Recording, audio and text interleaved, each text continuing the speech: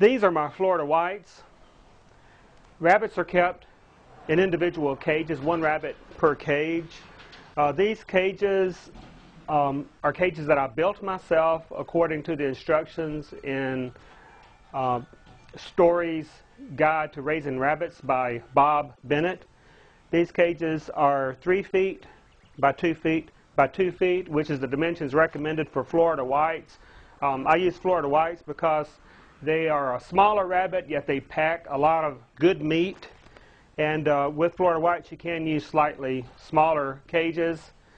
And they're very efficient rabbit to raise in a small location like my garage here. And today I'm going to breed these two rabbits. This is a female, this is a male. You always take the female to the male for breeding.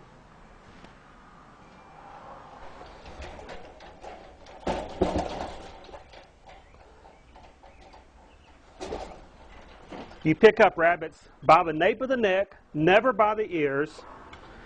Take the female to the male.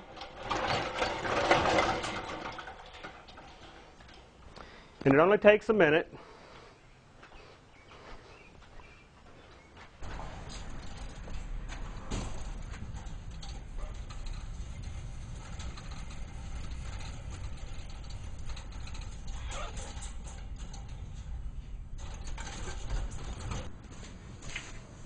Here's the nest box that I made according to the directions given in the book.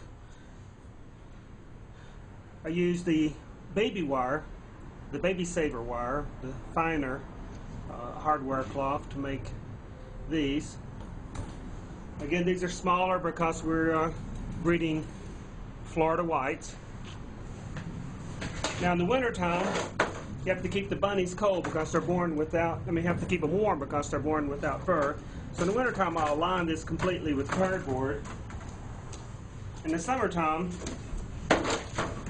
I'll just put a piece of cardboard in the bottom. And you fill this with hay. Then the mother will make her nest in there. You put the nest box in on day 27. Now, gestation period for rabbits is 31 days, but sometimes they come a day or two early, sometimes they come a day or two late. So you want to put the nest box in on day 27. Let the mother get used to it, make her nest in there. It is day 31. As you can see, the nest box is in the cage and the mother has made her nest. She pulls fur from her belly and lines the nest box, and so when it gets like this, then you know the bunnies will be coming very soon. I suspect the bunnies will be coming tonight. Good mother. This will be her first litter, and looks like she's going to be a good mother. Sometimes mothers aren't too bright and they have their babies outside the cage, and you have to put them in the cage, in the nest box. In the wintertime, they'll probably die if she has them outside.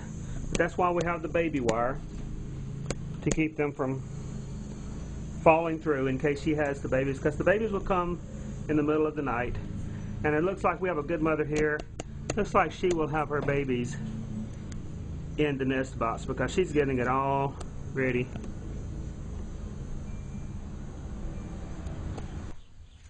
Our mother rabbit had her babies last night, so we're going to take a look, see how many she had.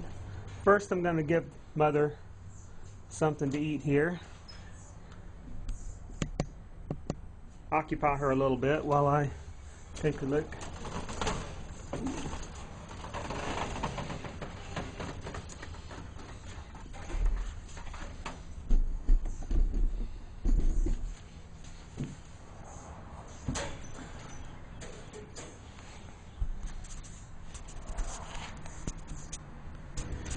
We need to take a look here to see how many babies she had and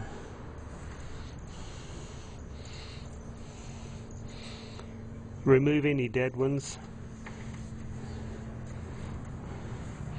Where did she hide them? Oh, there they are, up here.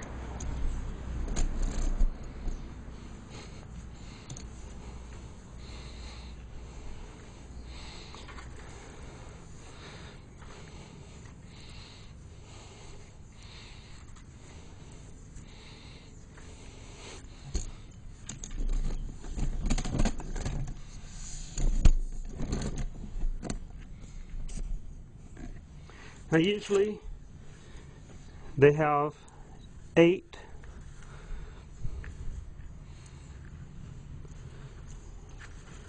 Looks like she only had 4. Sometimes if they only get fertilized on one side, they'll have 4 bunnies instead of the usual 8.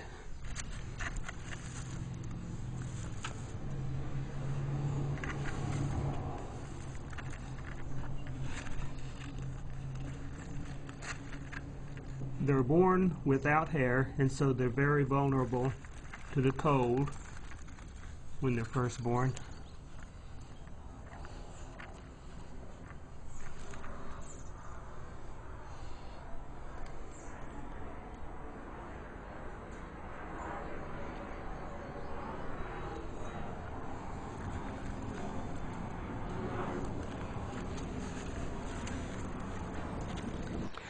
I think that all survival-minded people should look seriously into raising some of their own meat.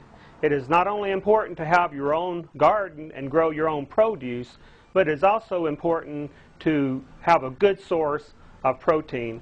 When you raise your own food, of course, you can avoid paying sales taxes at the grocery store. You can avoid higher prices. You can avoid all the chemicals and the antibiotics that go into the food for the animals that we buy. It's a lot healthier for you. And don't say that you can't grow your own livestock because you live in a city, because I have proven it right here. I live in a city. I have a 1-car garage, and yet I have a rabbitry which is sufficient to feed my family. This is Survival Doc, reminding you, be prepared, or be prepared to be fleeced.